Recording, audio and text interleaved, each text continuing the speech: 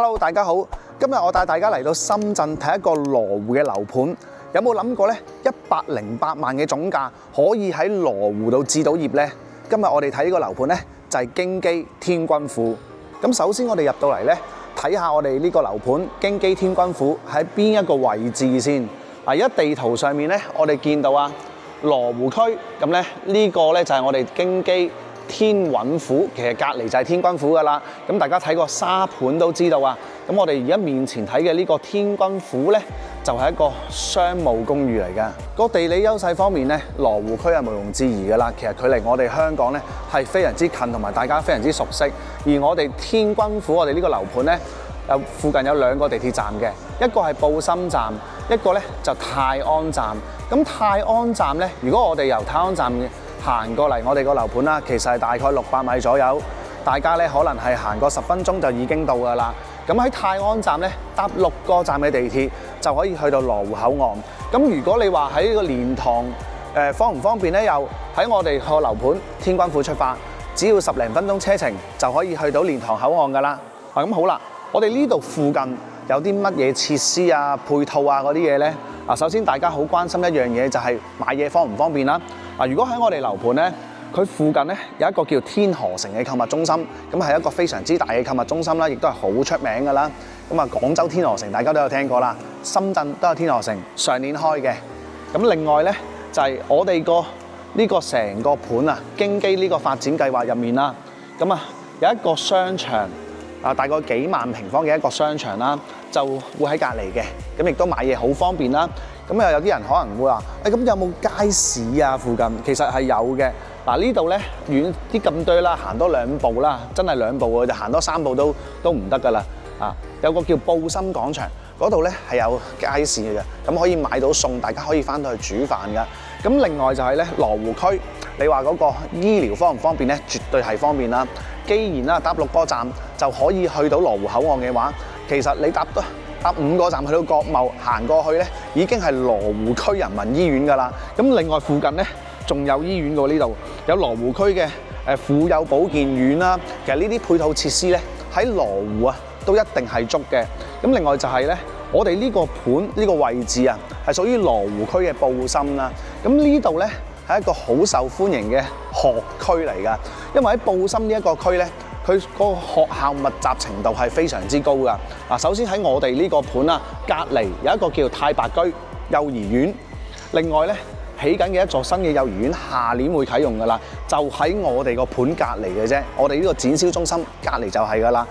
幼兒園都有2個，咁另外你話小學嗰啲呢，亦都係有。呢個呢，就係東曉教育集團嘅東曉小學啦，就喺我哋個盤隔離。咁另外仲有布心小學啦，都係非常之大，同埋呢喺深圳市嚟講係一個比較名校嘅學校啦，比較出名啦。咁仲有一個中學，呢個中學犀利啦，莫斯科大學嘅附屬中學叫做布心中學，係嘛？大家唔使去到莫斯科都可以讀到莫斯科大學嘅嗰啲教育㗎。咁所以呢度嘅配套設施呢係非常之完善。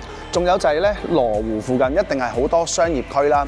咁好似嗰啲咩水貝啊、黃金交易中心啊，其實都喺我哋呢個盤附近就已經係去到㗎啦。咁所以附近咧其實都住咗好多咧一啲商務客啦。同時間我哋呢個盤咧，亦都係一個商務嘅公寓。咁商務公寓好似唔係咁好喎，大眼會唔會住宅會好啲啊？嗱，商務公寓好特別之處咧就係，其實喺我哋國家2018年之後咧，就已經唔批呢個咧商務公寓㗎啦。咁我哋呢個發展計劃咧，就係2018年之前就已經定落嚟嘅。咁所以咧，我哋係一個好稀缺嘅公寓。佢同普通嘅商辦公寓係有啲咩唔同之處咧？咁既然講得呢度係咁多學校喺內地咧好得意嘅，大家中意買一啲咧商務房買一啲咧有學區嘅房㗎。咁學區房固然之係你可以讀到書啦。咁有啲冇戶口嗰啲咧都可以喺深圳讀到書。咁當然呢啲可能唔關我哋香港人事。咁但係會絕對影響咗你個二手市場嗰個交收嘅。咁所以咧呢度咧係一個商務公寓，係會比起平時嘅商辦公寓咧係會有更加多嘅嗰個二手市場更加受歡迎㗎。咁而家我哋就嚟到46樓呢度睇一睇嗰個樣板間。嗱，呢個樣板間咧就係毛坯房嚟嘅。大家行入嚟，哇！嗰陣風已經係，咦，好精神啊！同埋咧，呢個單位咧就係55個方，55個方咧佢有個廚房啦，幾市正幾大㗎。嗱，呢個廚房咧佢有埋燃氣㗎。呢個係重點嚟㗎。商務房、商務公寓啦，同商辦公寓咧，其實個最大分別就係商務公寓，大家可以有燃氣啦。然之後水電都係用民用水電，就唔係商用水電啦。仲有就係咧，商務房啊、商務公寓啦，可以俾大家攞到5個嘅嗰個商業登記，可以掛喺呢間房嗰度。咁做生意又得，住又得。同時間咧，最特別之處，平時嘅嗰啲公寓大家係40年㗎嘛，嗰個房產證係嘛，但係呢度係70年㗎，同住宅一樣㗎。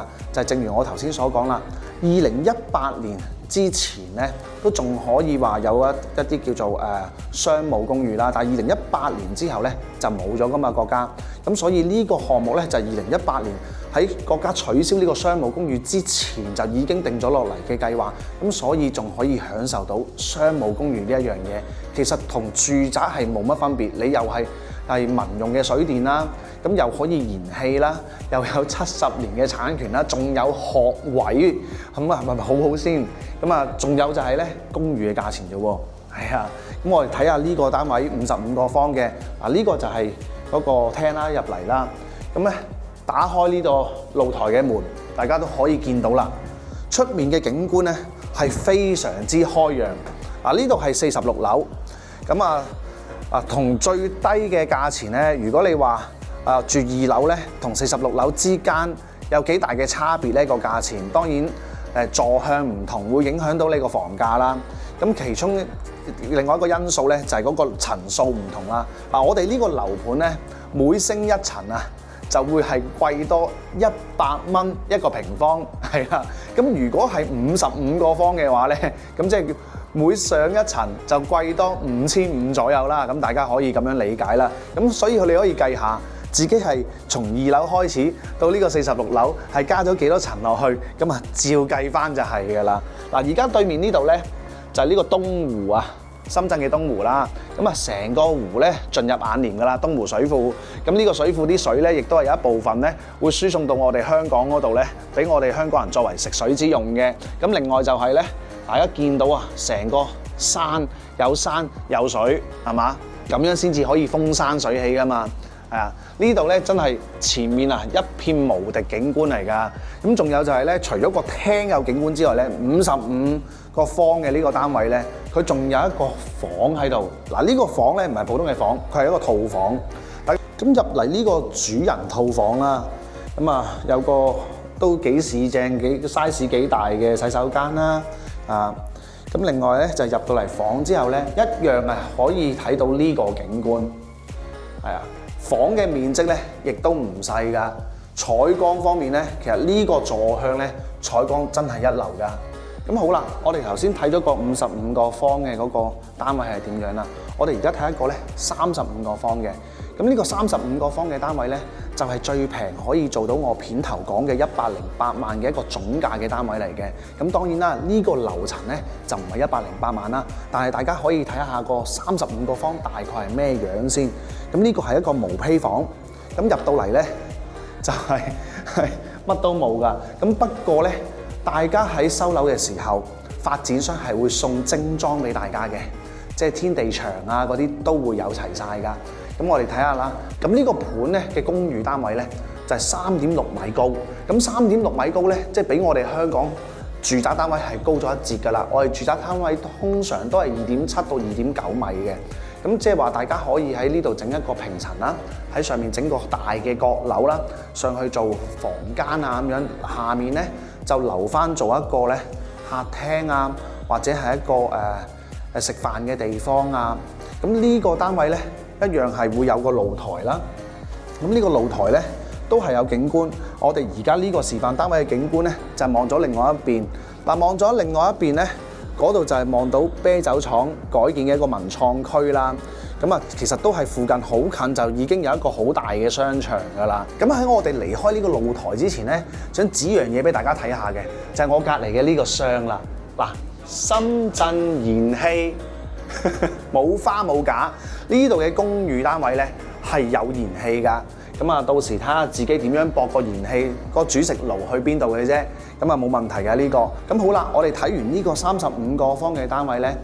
其實如果我哋呢個樓盤天君府嚟講啊，最平做到108萬嗰個咧就喺2樓。咁2樓咧佢個面積同呢個咧係相約嘅，都係35個方啦。咁因為樓層低，咁所以可以做到108萬啦，最低價。咁呢個最低價其實平均除開啊，每一平方係幾多錢咧？屈指一算，32000，係低過32000，係未超過32000㗎，就可以攞到落嚟㗎啦。咁32000係一個咩概念咧？大家諗下喎，我哋呢個商務公寓，其實你住落用落同埋你所享受到嘅配套，係同呢個住宅係冇分別嘅。咁既然冇分別，又平咗咁多，咁係咪非常之抵買先？呢度嘅物業管理費咧，只係5蚊一個平方嘅啫。